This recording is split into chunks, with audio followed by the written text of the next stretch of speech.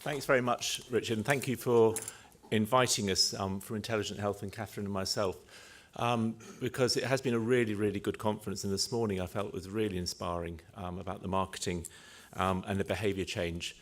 And in many ways, that's what we're trying to do with Beat the Street. Beat the Street, as you know, is when we turn a whole town into a game. So the boundaries of that town are the court. The beat boxes we put up, as you saw, are the goals. The participants are the population.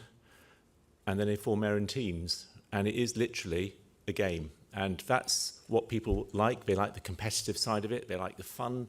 They like the enjoyment. Oh, and physical activity comes as a kind of secondary thing. It just happens to be an active thing you do to actually get those points and beat the school down the road or beat the company that you don't like round the corner.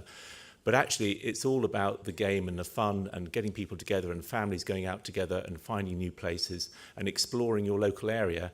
That's what drives people, not 150 minutes or 10,000 steps or the fact you won't get diabetes in 20 years or you might get this or that. So when we're dealing with Beat the Street and getting funding by public health, we have to push them away with all these messages and say, look, we'll just strip those in at the end, but we won't want to put it up the front because that's where you'll put people off. And particularly when you go to the deprived communities where really life is pretty rough and it's pretty difficult and they can only just cope with day-to-day living, they're not going to suddenly change and to become active people doing some sports. They're going to have to do something they enjoy. It can be really local. It can be really engaging with their children. They can do something useful for their school.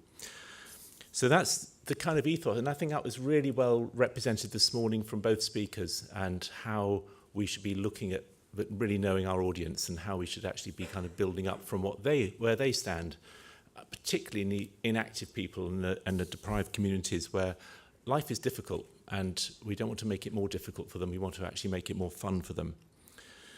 So as you've seen, some of you have been taking part in a tiny Beat the Street, and those of you who did probably realised, may have been slightly surprised how competitive you found this strange thing of tapping these little grey boxes that went bleep and flash, and you've got these cards, and you think, why am I doing this? You know, I've got networking to do, I've got important things to think of, and I'm running around like a mad thing, touching these beat boxes for very little, really, in the big scheme of things. But that's because it's fun, it's a game, that's why we're here, we do sport, and it is a kind of sport, but open for everybody. So I think we can congratulate everyone who's taken part, because you really have made an effort. There are 3 teams that came first, second and third. There is a cup for the first, which will go on a proud mantelpiece, somewhere south of Birmingham and north of the Channel. So I will say then that just to announce the winners of this, and you can just imagine, sorry, I will get there. You can just imagine if this is replicated, and you know, we're doing this in a kind of small community here, but if you replicate this onto a whole city, why it changes, why we get the numbers. So in Wolverhampton this morning, we've been doing it for 2.5 weeks. So we started at 0 number of people playing on day 1. And on 2.5 weeks, there are 24,631 people playing up till 11 o'clock this morning.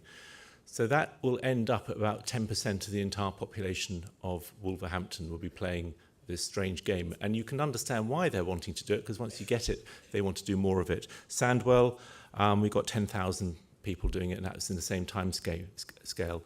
Some places we've got up to 39% of the entire population playing in the smaller towns in Scotland, and in some smaller towns in Lowestoft, 25%.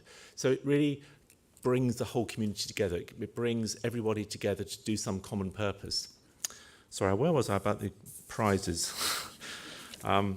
Okay, well, in third place, with a fantastic 1,160 points, was West Sport.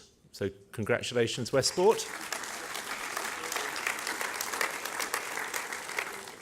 In second place, with actually double that number of points, was Kent. Well done, Kent.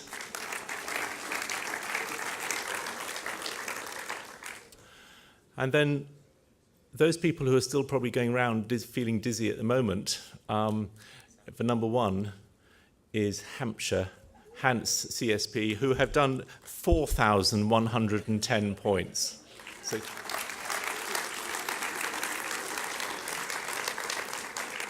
So real congratulations. And I have to say that the top 3 tappers, and the card that came first was 1137,949, if that means anyone to anyone, but all 3 top tappers were in Hampshire. So you really have swept the board. There's a cup for you. There's some prizes from Decathlon, £100 for the top tapper, £50 for the second one, which ends in H1, and £25. Thanks for Decathlon for giving those vouchers, and that was the ending in 46 for number 3. So again, thanks very much for the opportunity of being here and doing this. If you are interested in a Beat Street in your area, and we are in quite a few areas in East London, we'll be in Nottingham in 4 weeks' time, we'll be down in some parts of Hampshire, Reading and Essex as well. And thanks to Jason and for Simon in the Black Country doing the work with us in Wolverhampton and Sandwell. So if you are interested, just before we go, contact us or contact us later on. Thanks very much.